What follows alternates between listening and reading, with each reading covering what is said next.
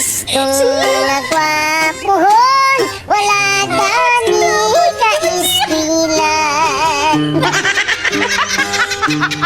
Wala siya'y trabaho, wala sa siya'y asawa.